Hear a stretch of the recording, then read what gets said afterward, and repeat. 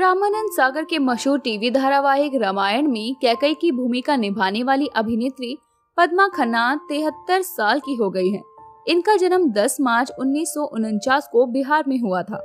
इन्होंने रामायण में कैकई का किरदार इतने प्रभावी ढंग से निभाया था कि लोग इन्हें वास्तव के जीवन में कैकई समझने लगे थे। इससे पहले कि पद्मा ने टीवी के अलावा कई हिंदी फीचर फिल्मों में भी अभिनय किया है। अमिताभ बच्चन के साथ इन्होंने फिल्म सौदागर में भी काम किया था। पद्मा खन्ना का बॉलीवुड करियर बहुत सफल नहीं रहा। वो कभी भी किसी फिल्म में लीड एक्ट्रेस नहीं बन पाई। अधिकांश फिल्मों में उन्होंने नेगेटिव रोल ही किए। जानिए कि अब वो कहाँ हैं और क्या कर रही हैं। पद्मा खन्ना भारतीय सिनेमा की जानी मानी अभिनेत्री हैं, जो कि रामायण में अपने कैकई किरदार के लिए जानी जाती हैं। उन्होंने साल 1970 और 1980 के दशक में हिंदी और भोजपुरी फिल्मों में काम किया। उन्होंने महज 7 साल की उम्र से ही अभिनय करना शुरू कर दिया था। हालांकि अब ग्लैमर इंडस्ट्री को छोड़कर वो कहीं दूर रहने लगी हैं। पद्मा खन्ना ने अमिताभ बच्चन के साथ फिल्म सौदागर में भी काम किया और उनके अभिनय को उस दौर में काफी पसंद भी किया गया था। लेकिन अभिनेत्री को रामानंद सागर की महाकाव्य सीरीज रामायण में रानी कैकई के रूप से भी याद किया जाता है। इसी शो के जरिए इन्हें जबरदस्त लोकप्रियता भी मिली, लेकिन कई लोग इनके इस रोल से नफरत भी करने लगे थे। पद्मा खन्ना ने साल 1962 में भोजपुरी फिल्म गंगा मैया तोहरे पियरी चढ़ाई बो में एक अभिनेत्री के रूप में शुरुआत की थी। उन्हें 1970 में ब्रेक मिला जब उन्होंने जॉनी मेरा नाम में एक कैबरे डांसर की भूमिका निभाई। वो लोफर, जानी बहार, पाकीज़ा जैसी फिल्मों में डांसर के किरदार में देखी गई हैं। इसके साथ आपको ये भी बता दें कि बताया जाता है कि रामायण के एक सीन को फिल्माते वक्त पद्मा खन्ना घंटों तक रोती रही थी। इतना ही नहीं, शो के डायरेक्टर रामानंद सागर भी खुद अपने आंसू नहीं रोक पाए थे। शूटिंग के वक्त रोने वाली बात का खुलासा खुद पद्मा खन्ना ने अपने एक इंटरव्यू में किया है। उन्होंने बताया कि रामायण का कोप भवन वाला सीन शूट हो रहा था, जिसे लेकर उन्होंने पहले ही खूब तैयारी कर ली थी।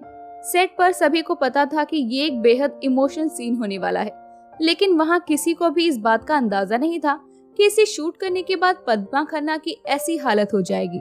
दरअसल महाकाव्य के इस सीन में राजा दशरथ से कैकई बुरी तरह से नाराज हो जाती हैं और कोप भवन में चली जाती हैं। उन्होंने इस किरदार में अपना 100% दिया और सीन की शुरुआत होते ही सचमुच की कैकई को जीवंत कर दिया। लेकिन बाद में डायरेक्टर के कट बोलने के बाद भी पद्मा घंटों तक रोती रही और फिर खुद रामानंद सागर भी अपने आंसुओं को नहीं रोक सके। उन्हें फिल्म जॉनी मेरा नाम में एक आइटम नंबर करने का अवसर मिला। उन्होंने अपने एक्टिंग डेब्यू 12 साल की उम्र में ही भोजपुरी फिल्म भैया से किया था।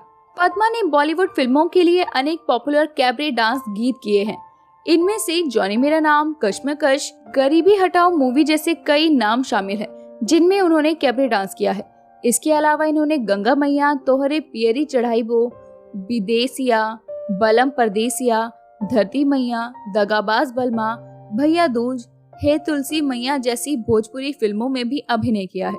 पद्मा खन्ना ने अपने जीवन के करियर में जिन फिल्मों में काम किया है उनमें ज्योति, अनोखी अदा, पापी, हेरा फेरी, लोफर, ये जिंदगी कितनी हसीन है, बहारों के सपने, सौदागर, दाग, जोशीला, नूरी, घर संसार, घर घर की कहानी, हीर रांझा, सीमा, दोस्ताना, रामपुर का लक्ष्मण नाम प्रमुख है। पद्मा खन्ना लंबे समय से अभिनय से दूर हैं और वो भारत में नहीं रहती हैं। कई सालों पहले वो अमेरिका शिफ्ट हो गई। उन्होंने एक साक्षात्कार में बताया कि वो अपने बच्चों की पढ़ाई के चलते वापस भारत नहीं आ सकी।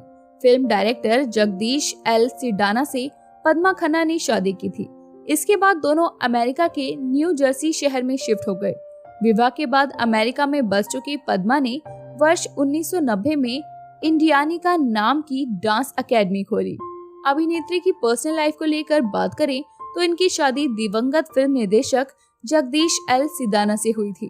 ये कपल 1990 के दशक में संयुक्त राज्य अमेरिका के न्यू जर्सी राज्य में चले गए थे, जहां इन्होंने कथक की अकेडमी खोली।